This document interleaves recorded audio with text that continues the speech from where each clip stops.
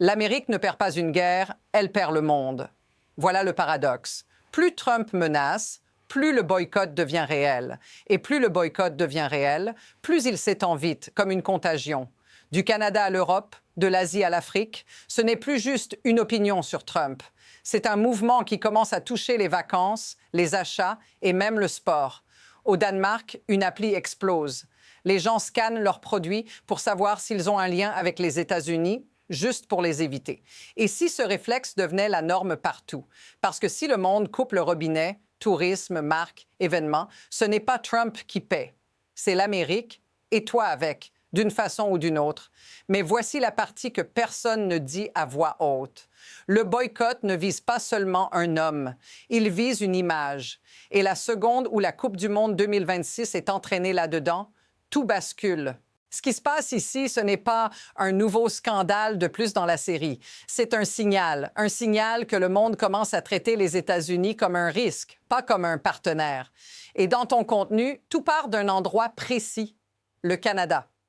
Quand Trump a commencé à parler du 51e État et à traiter le leader canadien comme un gouverneur, les Canadiens ont répondu sans discours, sans conférence, sans sommet. Ils ont répondu avec leur carte bancaire. Ils ont levé les coudes et ils ont réduit le tourisme vers les États-Unis tout en évitant les produits américains chez eux. Le narrateur dit que ça a été très réussi. Et c'est là que la mécanique devient dangereuse pour Washington. Parce qu'une fois qu'un pays prouve qu'un boycott marche, les autres n'ont plus besoin d'imaginer. Ils copient. Et maintenant, selon ton texte, le climat a changé. On n'est plus dans un boycott limité, symbolique ou temporaire. On est dans une envie de boycotter l'Amérique qui atteint, je cite, un point de fièvre.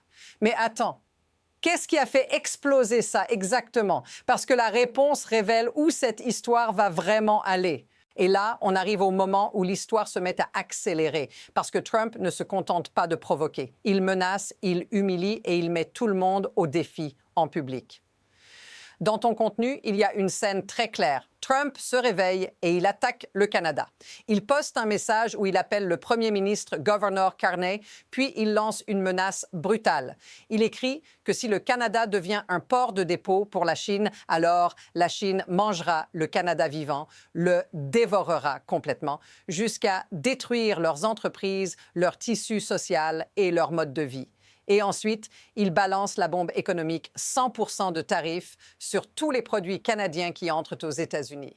Notice ce détail, ce n'est pas une négociation, c'est un ultimatum. Et le pire, c'est que dans ce récit, Trump ne parle même pas comme un chef d'État. Il parle comme si le Canada était une propriété qu'on peut corriger ou punir.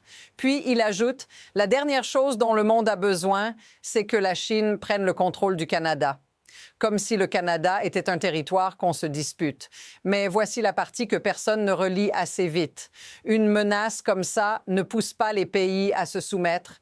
Elle pousse les pays à se préparer, à se détourner et à se protéger. Et quand ça commence, ça ne s'arrête pas avec un tweet, parce qu'à ce moment précis, l'Europe observe, l'Asie observe, et dans ton texte, un autre théâtre s'enflamme en parallèle, le Groenland. Et c'est là que l'histoire devient franchement explosive, parce qu'à ce moment-là, l'histoire ne se joue plus seulement entre Washington et Ottawa, elle devient mondiale. Et dans ton contenu, le Groenland devient le symbole parfait de cette dérive. Trump ne parle plus d'alliés, il parle de territoire. Il menace le Danemark. Il évoque carrément une invasion du Groenland et il balance des propos décrits comme ignobles contre le pays. Résultat immédiat, au Danemark, une application devient l'obsession nationale. Les gens scannent des produits pour vérifier s'ils ont un lien avec les États-Unis, juste pour pouvoir les éviter. Et le narrateur insiste sur un détail qui fait mal. Sur l'App Store, tu peux avoir 200 000 téléchargements par jour. Mais là, presque tous les téléchargements, c'est cette appli. Une seule appli. Un seul objectif. Fuir l'Amérique dans le panier de course. Et c'est là que l'histoire bascule. Parce que ce n'est plus une dispute diplomatique. C'est une contamination culturelle. Mais voici la partie que personne ne veut regarder en face. Dans ton texte, Trump ne se contente pas d'être agressif. Il devient incontrôlable. Il fait un discours où il confond le Groenland et l'Islande. Il appelle ça un bloc de glace mal placé.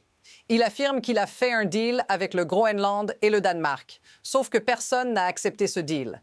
Et ensuite, il poste des images absurdes de lui-même en train de marcher avec des pingouins au Groenland, alors que, comme le narrateur le rappelle, le Groenland n'a pas de pingouins. Et là, retiens bien ça. Le monde ne boycotte pas seulement une politique, il boycotte une impression, une perte totale de sérieux. Et si tu penses que ce n'est que de la com, attends la prochaine pièce du puzzle, parce qu'un boycott devient incontrôlable le jour où le sport s'en mêle. Et justement, le sport entre dans l'histoire comme une alarme mondiale, parce que quand tu touches au sport, tu touches aux foules, tu touches aux voyages, aux billets d'avion, aux hôtels, aux sponsors et surtout à la réputation d'un pays devant des milliards de personnes. Dans ton contenu, un nom apparaît comme une étincelle, un dirigeant du football allemand, présenté comme un cadre supérieur de la fédération allemande. Il dit qu'il est temps d'envisager un boycott de la Coupe du Monde 2026. Et là, l'effet est immédiat, parce que les supporters à travers le monde ne parlent plus seulement de politique, ils parlent de sécurité. Ils disent, en substance, pourquoi on irait en Amérique? Pourquoi on irait soutenir un régime qui menace d'autres pays? Pourquoi on prendrait le risque d'arriver et de se retrouver face à l'ICE et à la Border Patrol? Et remarque la façon dont l'émotion se transforme. Ce n'est plus « je n'aime pas Trump », c'est « je ne me sens pas en sécurité ». Puis le cadre allemand pose une question qui sonne comme un compte à rebours. Est-ce que le moment est venu? Quand est-ce qu'on doit y penser concrètement? Et il répond lui-même. Pour moi, le moment est déjà arrivé. Dans une histoire normale, ça resterait une déclaration. Mais dans ton texte, ça tombe au pire moment possible. Parce qu'en parallèle, un autre détail explose sur les réseaux. Boycott USA devient, je cite, l'un des hashtags les plus viraux sur toutes les plateformes en 24 à 48 heures. Et là, tout se verrouille. Parce que tu peux ignorer un article. Tu ne peux pas ignorer une vague mondiale, surtout quand elle commence à viser l'événement le plus médiatisé de la planète. Et attends, parce que dans ton contenu, il y a une scène encore plus inquiétante, celle qui fait basculer l'histoire du boycott vers quelque chose de bien plus sombre. Et voici exactement où l'histoire devient toxique. Parce que le boycott n'est plus seulement une décision économique. Il devient une réaction de survie alimentée par la peur et par la colère. Dans ton contenu, le narrateur décrit une journée où, pendant que Boycott USA explose, un événement vient durcir l'ambiance. Il affirme que la Border Patrol, qualifiée de Gestapo, a tué un homme innocent, nommé Alex Jeffrey Pretty à Minneapolis. Il insiste sur le contraste hier matin, puis murdered, puis complètement innocent. Et juste après ça, un autre détail s'ajoute, encore plus explosif. Il dit que Trump a ensuite qualifié cette personne, une infirmière en soins intensifs au VA de Minneapolis, de terroriste domestique. Notice ce mécanisme. Même si tu ne prends pas chaque mot au pied de la lettre, le récit construit une image simple. L'Amérique devient imprévisible, brutale et dangereuse. Et c'est là que le boycott change de carburant. Ce n'est plus « on va acheter autre chose », c'est « on ne veut plus être associé à ça », c'est « on ne veut même plus mettre les pieds là-bas ». Mais voici la partie que personne ne voit venir. Le monde ne se contente pas de boycotter. Il se moque, il ridiculise. Et dans ton contenu, ça arrive via la Chine. Une agence de presse décrite comme Jinhua News diffuse des images et des vidéos IA avec une scène qui résume tout. Oncle Sam qui traîne un pingouin par le cou, comme symbole d'une Amérique qui exploite et détruit l'ordre mondial. C'est violent, c'est caricatural et c'est fait pour être partagé partout.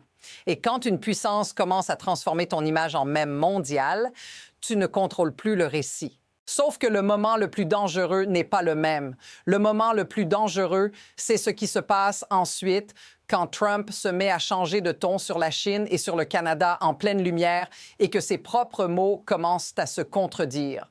Parce que là, on arrive à une contradiction qui peut déclencher une réaction en chaîne mondiale. Dans ton contenu, il y a une scène très précise. Une semaine plus tôt, Trump est interrogé sur un voyage du premier ministre Carney à Pékin. Carney rencontre Xi Jinping et ils discutent d'un pacte stratégique présenté comme gigantesque. 1 trillion de dollars. Il est question de véhicules électriques, de gaz naturel liquéfié acheté par la Chine au Canada, de canola et d'autres produits. Le narrateur martèle 1 trillion de dollars, comme pour dire que ce n'est pas une petite discussion, c'est une bascule commerciale. Et quand Trump est questionné à ce moment-là, sa réponse est presque tranquille. Il dit « c'est OK, c'est ce qu'il devrait faire, c'est une bonne chose ». Il va même jusqu'à dire « bon pour lui ». Puis une semaine après, Trump poste l'inverse. Il repasse à Gouverneur Carney, il menace le Canada et il brandit le 100% de tarifs comme une punition immédiate si le Canada fait un deal avec la Chine. Voici pourquoi ce détail change tout. Parce que ça montre que ce n'est pas une stratégie stable, c'est un bouton émotionnel. Et dans une économie mondiale, ce genre d'imprévisibilité fait paniquer tout le monde, les entreprises, les investisseurs, les pays alliés. Personne ne peut planifier autour d'un leader qui dit « oui » un jour et « je t'écrase » 7 jours plus tard. Mais voici la partie que personne ne dit clairement. Cette contradiction, elle ne pousse pas le monde à revenir vers l'Amérique. Elle pousse le monde à accélérer la diversification, à signer ailleurs, à se détacher. Et dans ton contenu, ce mouvement se cristallise avec quelque chose de très visuel. CBC met côte à côte les discours de Carney et de Trump au Forum économique mondial. Et cette comparaison, c'est l'image parfaite d'un divorce en direct, parce que cette comparaison, c'est plus qu'un montage. C'est une bataille de vision. Dans ton contenu, on entend Carney parler comme quelqu'un qui construit une coalition. Il dit qu'on vit une ère de rivalité entre grandes puissances. Il affirme que l'ordre fondé sur des règles s'efface. Il décrit une réalité froide. Les forts font ce qu'ils peuvent. Les faibles subissent ce qu'ils doivent. Et il lâche une phrase qui reste dans la tête. Si nous ne sommes pas à la table, nous sommes au menu. Ce n'est pas juste une formule, c'est un avertissement. Et en face, on voit Trump dans un registre totalement différent. Dans l'extrait, il répète que le Canada reçoit beaucoup de choses gratuites, qu'il devrait être reconnaissant. Il dit même, en parlant du premier ministre, « Je l'ai regardé hier, il n'était pas si reconnaissant. » Et puis, il balance une phrase qui ressemble à une menace déguisée. « Le Canada vit grâce aux États-Unis. Souviens-toi de ça. » Mais voici la partie que personne ne souligne assez. Trump ne parle pas comme un allié qui demande un effort. Il parle comme un propriétaire qui exige de la gratitude. Et ça, c'est du carburant parfait pour un boycott. Parce que même les gens qui ne suivent pas la politique comprennent l'humiliation. Puis le montage pousse encore plus loin le contraste. Carney affirme qu'ils se tiennent fermement avec le Groenland et le Danemark, qu'ils soutiennent leur droit unique à déterminer l'avenir du Groenland. Pendant que Trump répond, presque comme une plainte absurde, tout ce que les États-Unis demandent, c'est un endroit appelé le Groenland. On l'a rendu, et maintenant, ils sont ingrats. Et là, l'histoire se retourne.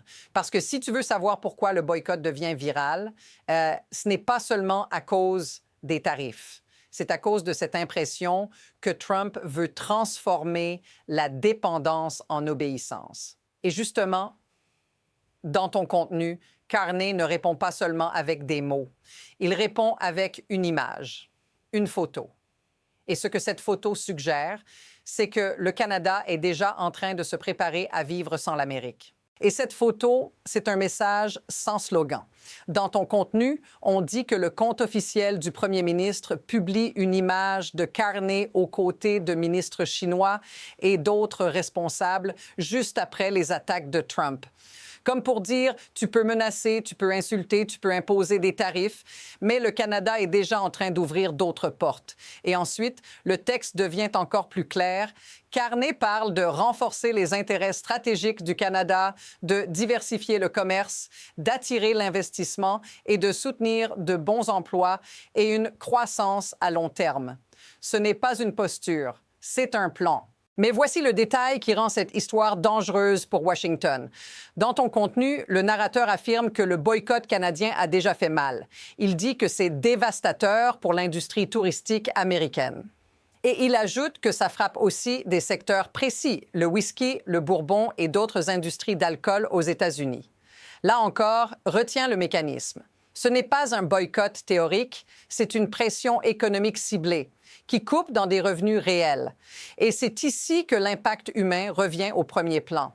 Carney publie une réponse. Et ce n'est pas un tweet agressif. C'est un discours qui vise les gens ordinaires. Il dit que le Canada est le plus grand pays au monde pour être une personne normale. Il insiste, tu n'as pas besoin d'être né riche, tu n'as pas besoin d'être d'une certaine couleur ou de vénérer un certain Dieu. Et puis, il glisse cette phrase qui fait office d'ordre de mobilisation.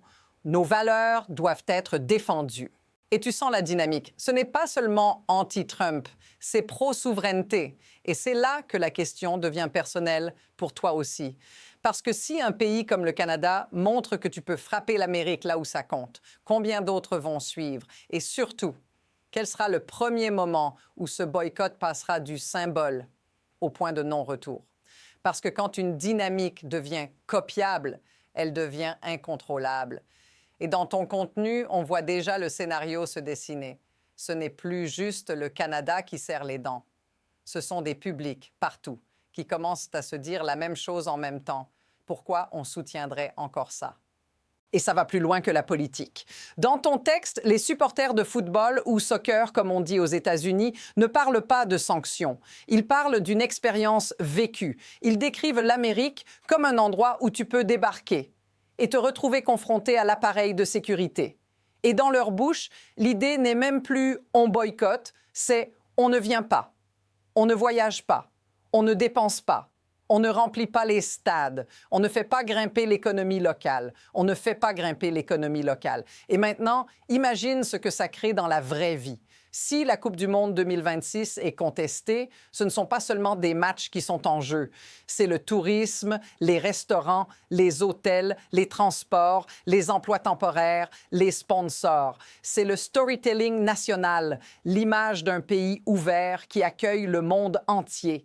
Et si cette image se fissure, elle ne se répare pas avec un communiqué. Si ça te semble familier, dis-le en commentaire.